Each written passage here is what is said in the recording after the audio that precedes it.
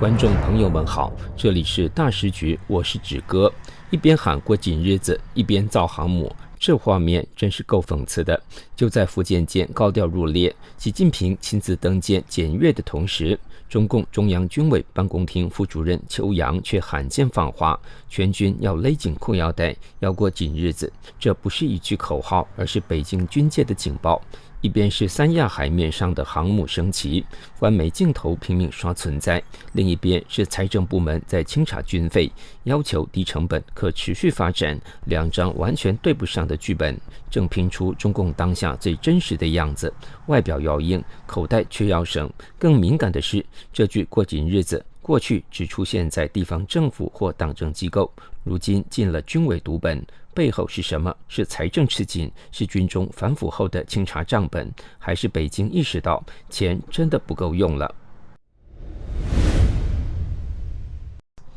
？11月5号，中共第3艘航母福建舰正式入列。中共官媒高喊亚洲第1艘电磁弹射航母，镜头切不停，硬是要把这一场造势拍成国力象征。但就在镜头背后，另一场无声的内部收缩正在发生。邱扬在1055规划的官方辅导读本中写道：军方必须精打细算，走低成本、高效益、可持续的路子，全面审查预算与装备支出。这句话说白了，就是能省就省，该查就查。英文南华早报在报道这篇文章时说，邱扬呼吁军方做好过紧日子的准备，并在制定第15个5年计划时，在多个方面削减成本。邱扬还主张对军事预算和军事资产进行更多审查，建议改善其军事采购系统，并降低训练、管理和装备支援的成本。往常过紧日子是中共党政系统频频被提及的口号，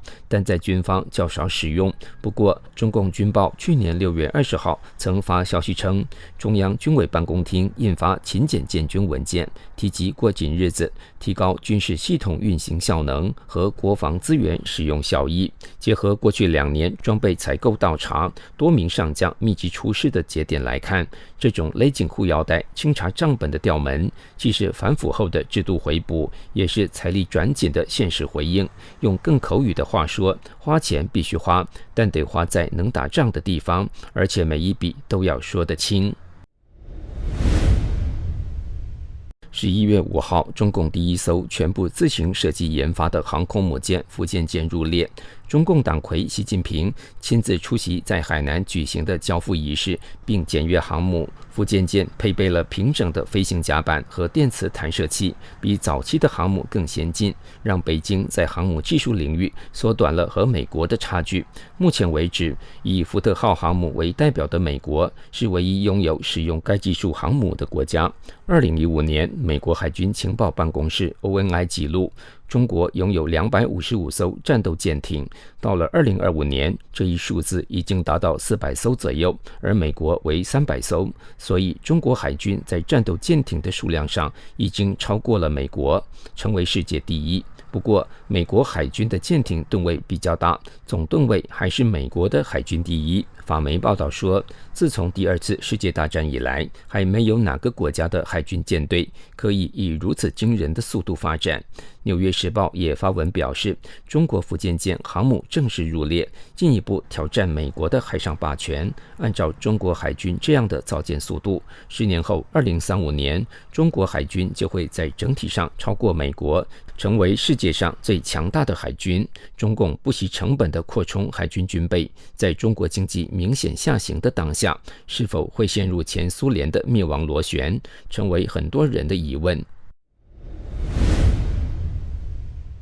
因为中国目前的经济有些尴尬，根据中国海关总署11月7号公布的数据，以美元计，10月份中国出口额同比下降 1.1%， 而9月份增长 8.3%， 10月份对美出口同比下降 25%，华尔街日报报道，今年2月因过年假期时间变动导致数据失真除外，该数据标志着自2024年3月以来，中国整体月度出口首次出现同比下降。10月份的下降出人意料，经济学家此前预计为增长 2.3%。有分析师警告称，在企业因预计美国总统川普的贸易关税而囤积库存时，中国享受到了好处，如今这种好处正开始逆转。上海宝盈投资管理的总裁兼首席经济学家张志伟表示，抢先出货的效应似乎终于在10月份消退了。10月份对东南亚和欧洲的出口势头也有所放缓。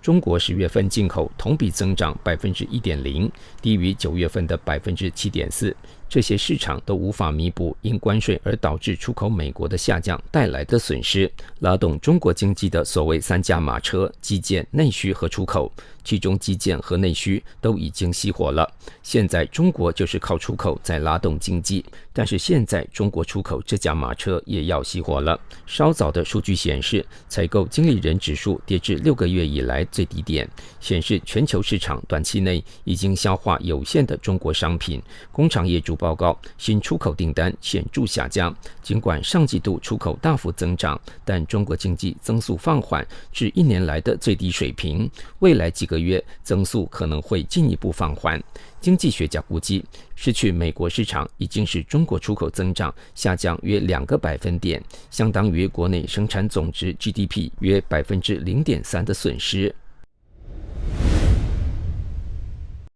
有分析认为，中国这样不惜成本的扩充海军、扩充军备，等于走进了前苏联的死亡螺旋模式。也就是说，现在暴跌的中国经济无法支撑因扩充军备而暴增的军费。现在中共政权的隐患并不是在军事方面，而是在中共内部的经济问题。比如当年的苏联解体时，它的综合军事力量居世界第2，某些领域，比如核武器的数量都超过美国，为世界第1。但是在先进的武器也没有办法阻止前苏联政权的轰然垮台。如今中共内部的隐患已经非常大了，中国经济已经处于摇摇欲坠的状态。在此背景下，北京还要大搞军备建设，大造军舰，这样只能加重国家的经济负担，拖垮经济，最后导致其政权的灭亡。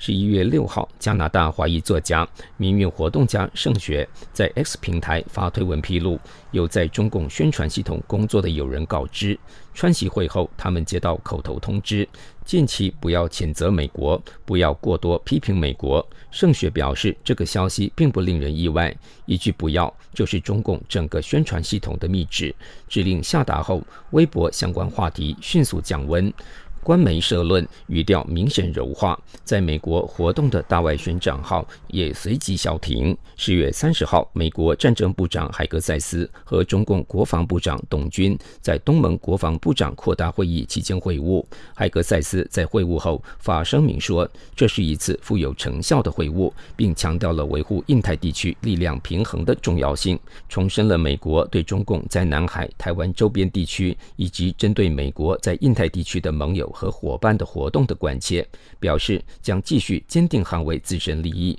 并确保在该地区拥有维护自身利益的能力。而中共的声明则放软了身段。董军说，习近平和川普在韩国成功会晤，要落实好元首共识，强化沟通增信事宜，开拓一线官兵良性互动，构建和平共处的两军关系。这与中共军队以往动辄战狼式的姿态大不相同。拜登在任时，美军曾经多次提出维持与中共的沟通管道，但被中共军队屡屡拒绝，还曾经一度宣称终止沟通渠道。前任中共国防部长李尚福也曾经参加类似会议，仅仅在宴会上被动地和美国前任国防部长简单握手了事。如今中共军队内部清洗不断，习近平在军中亲自提拔的上将被官宣落马，高层指挥系统基本被掏空，中共忽然少见的主动愿意和美军沟通，还希望一线官兵良性互动，保持和平共处，更像是中共军队怕挨打。川普的强硬和不可预测，确实让中共和习近平不敢轻举妄动。中共4中全会后，中共每天在台海出动的军机数量明显减少，多日来仅维持个位数，与之前对比鲜明。把近几天的碎片按时间线排开，画面其实不难读。军方被要求过紧日子，是军队反腐清洗后的一点整顿门楣的反思。福建号入列，秀军事肌肉，与美国比肩竞争。在经济一路下行的当下，中共会否在赶超美国军事力量的路上步前苏联解体的后尘，成为中共领导人不得不思考的问题。这里是大时局，感谢您的陪伴与思考，请订阅、分享并打开小铃铛，一起在动荡中坚守真相，在黑暗中点燃希望。